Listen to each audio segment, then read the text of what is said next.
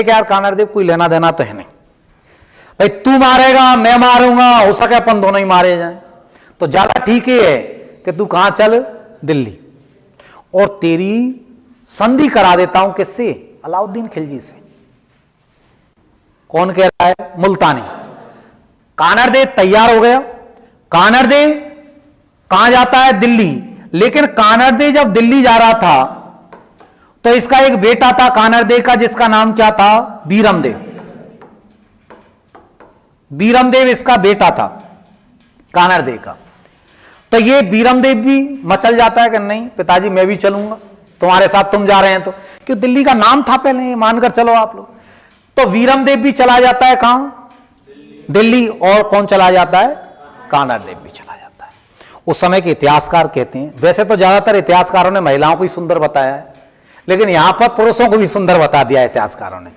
बीरमदेव के बारे में कहा गया है कि बड़ा सुंदर व्यक्ति था बीरमदेव था। जो बीरमदेव जैसे ही कहां गया, आपके दिल्ली, और किसके यहां उपस्थित हुए, भाई देखा गया, मुल्तानी से पूछा अलाउद्दीन ने कि बता क्या हुआ, कि साहब वो तो संधि के लिए तैयार है, मैं ले आया साथ में।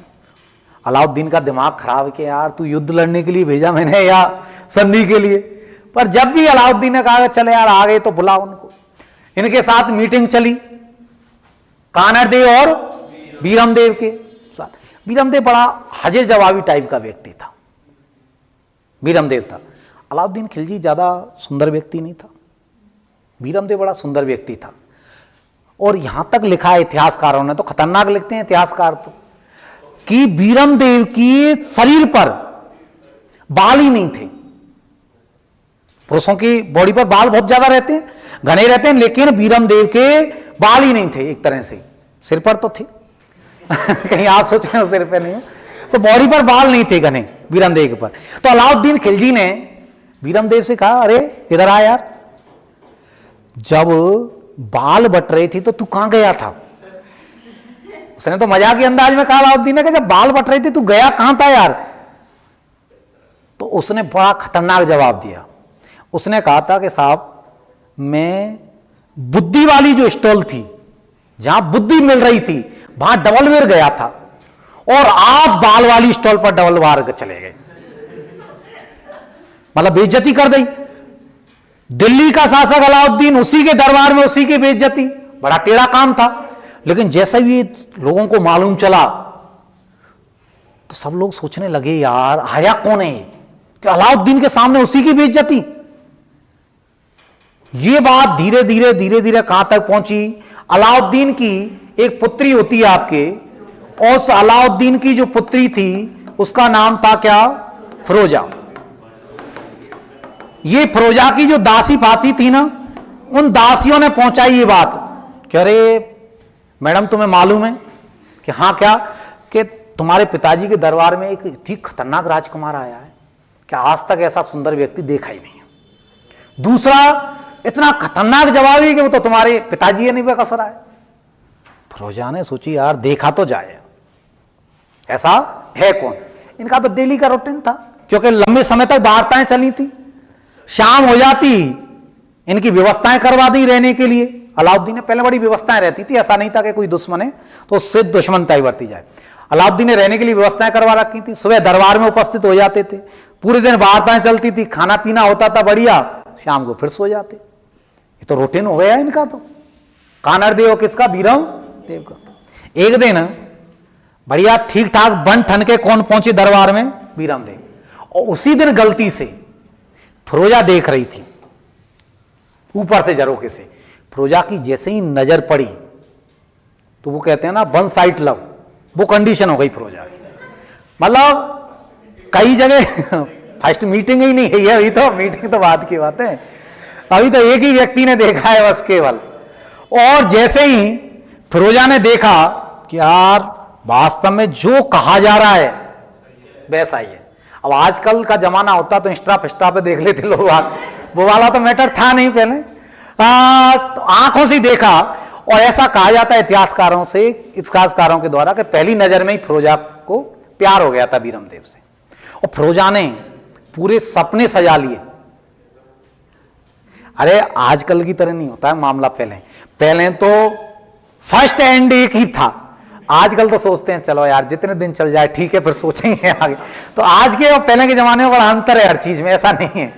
तो ये जो है आपके, इसलिए वर्तमान में लोगों की सोच और पहले के लोगों की सोच में बड़ा अंतर है।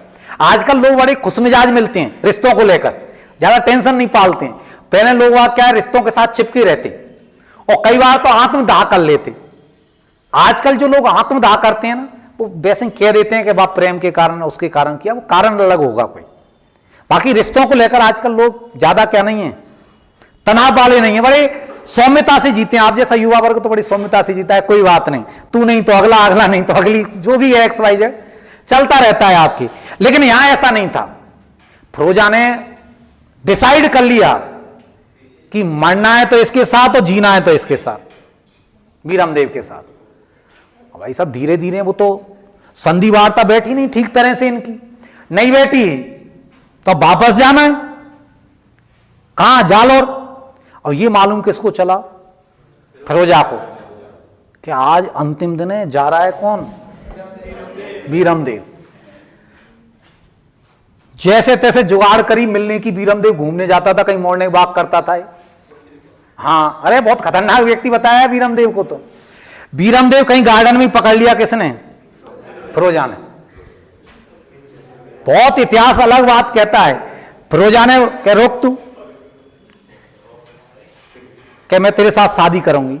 वीरमदेव ने कही तू क्या कह रही है भाई, मैं और तू अलग अलग समुदाय के हैं भाई, हमारा राजपूताना है, चौहान वंश है, राजपूताने हैं, तू तुर्क है, तुर्क थे अलाउद्दीन खिलजी, ये किधर से आए, तुर्की साइड है, तुर्क थे आपके, तो ऐसा संभव नहीं है।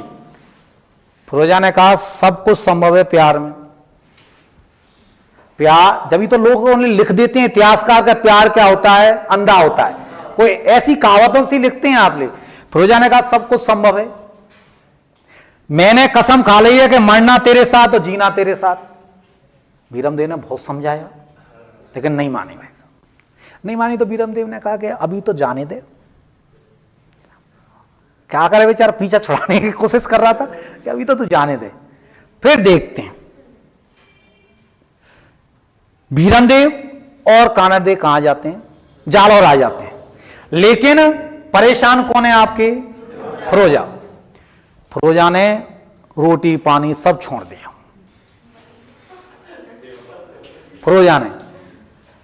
फिरोजा की एक धायमा थी, उस धायमा का नाम क्या था, धायमा का नाम था गुलबहिस्ता।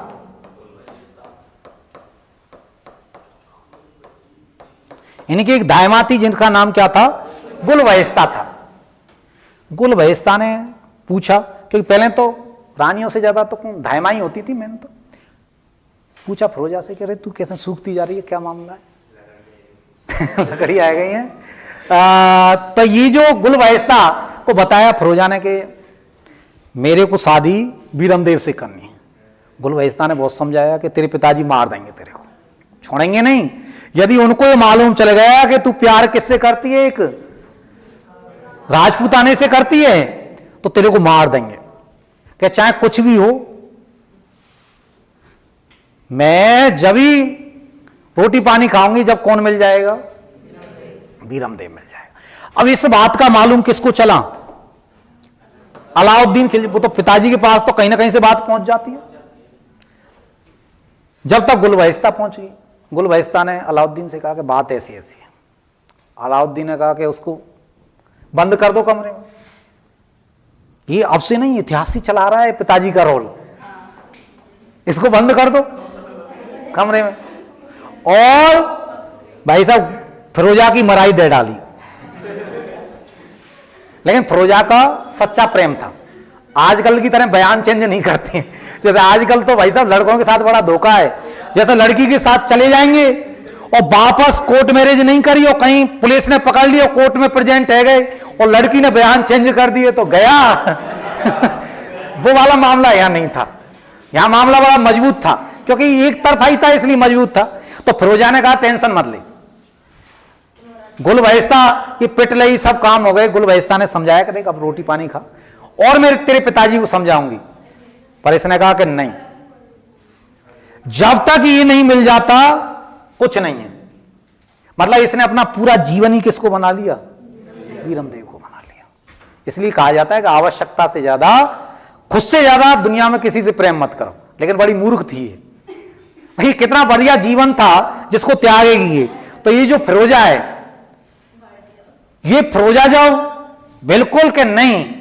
तो अलाउद्दीन खिलजी ने सूचना भिजवाई कानर दे के पास कि यार तेरे बेटा है, समझाए तो गड़बड़ कर गया, ऐसा ऐसा कर गया।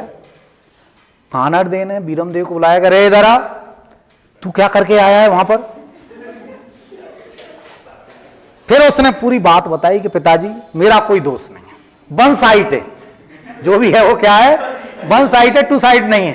भाई मेरा कोई दोस्त नहीं है, ये दोस्त किसका है? सब फिरोजा का है। कानर देव ने पूछा कि देख तेरी गलती तो नहीं है? क्या नहीं? कहते गलती नहीं निकल जाए। अब यहां भी पिताजी का तो वही खतरनाक रहना है। कानर देव ने, वीरमदेव ने कहा कि नहीं पिताजी मेरी कोई गलती नहीं है। भाई हम चौहान और तुर्कों से करेंगे क्या? हमारा वंश लजा जाएगा, इसलिए मेरी कोई गलती नहीं है। तो जबरदस्ती फिरोजा कर रही है। अलाउद्दीन खिलजी ने बाद में गुलबहिस्ता के थ्रू मान गया। कौन? अलाउद्दीन खिलजी। अलाउद्दीन माना क्या? वो एक चाल थी। गुलबहिस्ता ने फिरोजा से कहा कि तेरे पिताजी तैयार हैं, लेकिन तैयार कौन नहीं है? वीरमदेव। फिरोजा ने कहा मैं जाऊंगी, मैं जाऊंगी, लेकिन फिरोजा को कैसे आने दे अलाउद्दीन? तो कौन आई? गुलबहिस्ता। गुलबहिस्ता ने बड़ा समझाया वीरमदेव को कि देख बेटा तू भी मेरा बेटा है, ये भी बेटी है, भाई तेरी यहाँ की जोड़ी बढ़िया मिलेगी। और बड़ी बूढ़ी महिलाएं बड़ा एकदम ढा देती हैं बिल्कुल बात को, ऐसे प्रो देती हैं जैसे सुई में धागा है कि व्यक्ति, वो कहते हैं ना कि यदि आप LIC वाले के साथ बैठ लोगे ना 5 मिनट तो आपको ऐसा लगेगा जीने से ज्यादा मरने में फायदा है।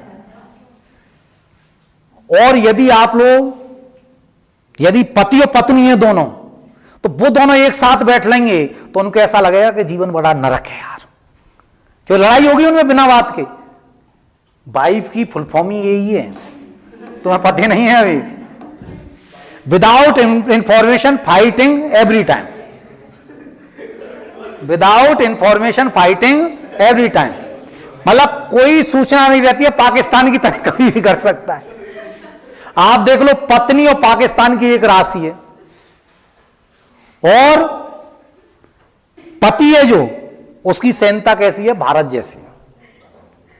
सहन करता रहता है, लेकिन जब ज्यादा हो जाता है, जब ऐसा वो चलता है, तो वो कंडीशन है, वो ही कंडीशन है। तो इसलिए ये ऐसा सोच समझ, बहुत सोच समझ कर नाम रखा है, वाइफ रखा है। वो ये ओरिजिनलिटी है, ये आपके हमारे सब घरों में ओरिजिनलिटी है, और ये शुद्ध लड़ाई है। यदि ये लड़ाई नहीं हो तो वो प्रेम इतना चल नहीं पाए। इसलिए पति पत्नी में लड़ाई होना बहुत जरूरी है। यदि कोई ये कहता है कि पति पत्नी हमें लड़ाई नहीं होती है, तो 100% उनमें से कोई ना कोई दूसरी जगह संबंधित है,